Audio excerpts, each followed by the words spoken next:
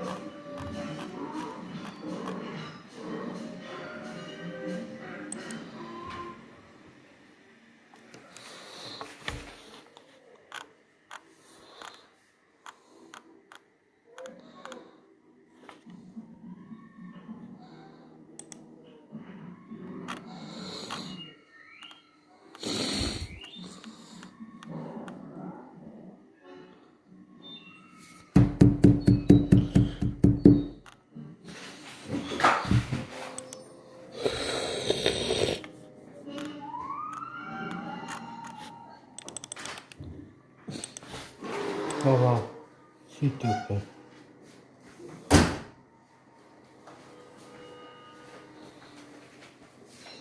Microsoft Windows 11, Acheter, hein?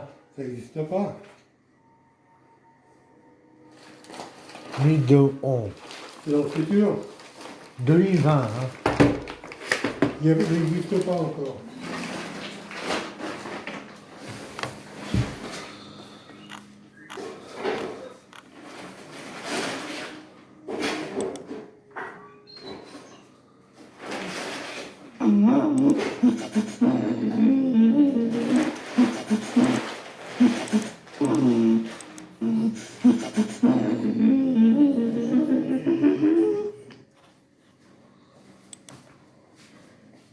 Pour le bureau à papa.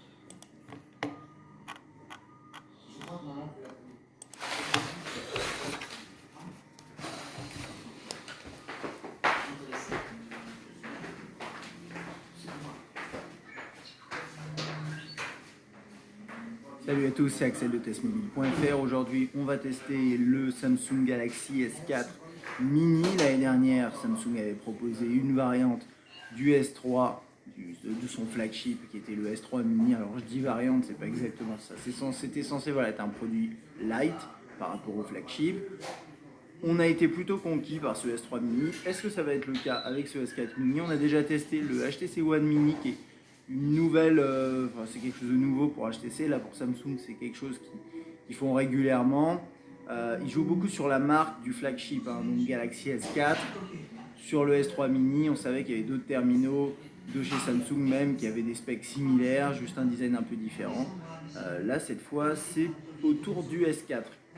Alors, qu'est-ce qu'on trouve? Bon, rapidement, on va déballer cette boîte. Alors, vous voyez, on a une boîte avec un aspect bois, un petit peu comme sur le S4, justement, c'est ça qui est amusant. Dedans, on a le bloc chargeur, le câble USB, micro USB, des écouteurs, intra, auriculaire, voilà. Et ça, c'est pas tout. C'est même complètement tout. Au niveau du terminal, on va passer sur les specs.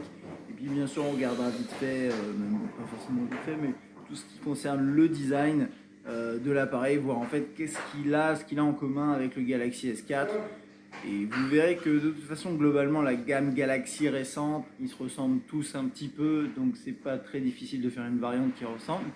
Mais alors, au niveau des specs, qu'est-ce qu'on a? Il tourne sur Android 4.2.2 avec TouchWiz, dans une version assez proche de ce qu'on a sur le S4. Mais bien sûr, avec des éléments en moins, on le verra. On a un écran 4.3 pouces de résolution 540 par 960. Donc c'est pas très élevé. C'est moins élevé que ce qu'on a sur le One Mini, densité de pixels inférieure, mais qui résultera au final dans une autonomie a priori meilleure. D'ailleurs, je vous invite au passage, un peu hors sujet, mais pas tellement, mais à regarder si vous êtes intéressé, ma vidéo de comparaison entre le S4 Mini et le One Mini. Ça peut vous aider si vous hésitez entre les deux. On a 8 Go de mémoire interne, on peut aller jusqu'à 64 en plus avec un slot micro SD qui se trouve en dessous de la coque ici. Donc la batterie est amovible, ça c'est toujours pratique. C'est un terminal qui est 4G, catégorie 3. On a 1,5 Go de RAM, on a un appareil photo 8 mégapixels, un flashlight, une caméra frontale 1,9, processeur dual core 1,7, c'est du Snapdragon 400. Et on a 1900 mAh au niveau de la batterie. Dernier petit point, 8,9 mm d'épaisseur, plutôt fin, et 107 grammes. C'est vrai que de toute façon, pour un appareil avec un écran 4.3 pouces en plastique, c'est normal qu'il soit léger. Au niveau du prix, il est disponible de toute façon depuis juillet, donc là, il est dispo en France, autour de 340-400 € nu. Actuellement, le One Mini est à 450 € nu. Voilà. Au moins 50 € de différence, parfois un peu plus. Donc c'est un appareil qui est moins cher que le One Mini. Au niveau du design, comme vous pouvez le voir, c'est quelque chose qui ressemble finalement pas mal à... Je dirais, bon là il est en blanc, moi j'ai un S4 dans son édition bleu, noir, grise. Et c'est vrai que ça se ressemble pas mal, mais comme je disais, cet esprit-là, c'est quelque chose qu'on trouve de plus en plus chez Samsung. Et on a un peu des appareils qui se ressemblent tous. Moyennant quoi, si je devais le comparer par exemple à un S3, on a sur ce S4 Mini les contours chromés qui brillent plus, comme sur le S4. Et donc ça ne sert pas forcément à grand chose de comparer en termes de taille, c'est juste pour voir au niveau design. Voilà, on a vraiment la même logique, hein. L'écran, la sortie audio, les contours un peu chromés, à l'arrière, enfin le bas complètement arrondi, un peu plus ici puisqu'il y a moins d'espace, donc on a l'impression que c'est plus arrondi forcément. Le bouton ici, à l'arrière l'appareil photo avec la même disposition, le haut-parleur en bas à gauche. Sur la droite, le bouton on-off verrouillé déverrouillé qui est d'après moi positionné au meilleur endroit possible pour un bouton de ce type. Il y a aussi Sony qui fait quelque chose de pas mal, c'est de le mettre à peu près ici, et ça c'est plutôt bien. En dessous on a le port micro USB et le micro, le bouton de volume sur la gauche, et en haut le jack 3.5. Le port infrarouge qui est juste ici, ça c'est une des petites différences qu'il y a aussi par rapport au One Mini qui n'en a pas. Ça va permettre d'utiliser les fonctionnalités qui permettent de gérer la télé. Vous le verrez, on en parlera un peu après. et un second micro, et là, voilà, et là l'appareil photo. Donc 8 mégapixels. Le One Mini, c'est du 4 mégapixels, mais c'est des ultra pixels. Mais au final, la définition de l'image en sortie sur votre ordinateur, il y aura plus de pixels de toute façon à exploiter sur le S4 Mini. Ça ne veut pas forcément dire que la qualité photo est meilleure d'ailleurs. Ça, j'en parle dans le comparatif, vous verrez. Flash LED. Et c'est à peu près tout. Si on ouvre la coque, on accède à la micro SIM et à la micro SD. Voilà, niveau prise en main, bon... Moi, comme d'habitude, un 4.3 pouces avec un bouton bien placé. Bon, voilà, il n'y a pas grand-chose à dire. L'ergonomie est bonne. Le pouce, en fonction de la taille de vos mains, mais dépendamment de la taille de vos mains, vous pourrez aller chercher vraiment l'intégralité de l'écran avec vos doigts, avec votre pouce. Ça, c'est quand même plutôt confortable. Le bouton ici, on appuie, l'écran s'allume. Bon, voilà, ça c'est vraiment c'est du classique Samsung. Et sur ce type de format, moi, ça me plaît bien. Il est très léger, il fait un peu entrée de gamme, mais pas tant que ça, parce que les finitions sont quand même bonnes au final, parce que c'est l'assemblage des éléments qui est bon, c'est ça qui est intéressant, c'est qu'on n'a pas de craquement quand on le manipule. Bien sûr, on sent que c'est du plastique, mais ça, je pense que chez Samsung, on est habitué, donc c'est un choix aussi. Et hop, je l'ai fait vibrer, je sais pas ce que j'ai fait, c'est pas grave. Mode d'économie d'énergie activé, non, ça m'intéresse pas. Voilà. Très bien. Mais c'est pas choquant. Au final, c'est pas choquant. Et quand vous prenez un appareil comme ça, il est plus lourd, bien entendu, parce qu'il est plus imposant. On a une plaque en verre qui est plus grande, du coup, peut-être ça fait un peu plus quali. Mais au final, le rendu est similaire, sauf que comme celui-là est plus léger, on a l'impression que c'est un peu plus cheap, entre guillemets. Pas forcément, au final, ça reste le même type de finition plastique. Ok. On va aller vite dans l'interface. Je pense que vous connaissez bien si vous avez vu mon test du S4. Là, ici,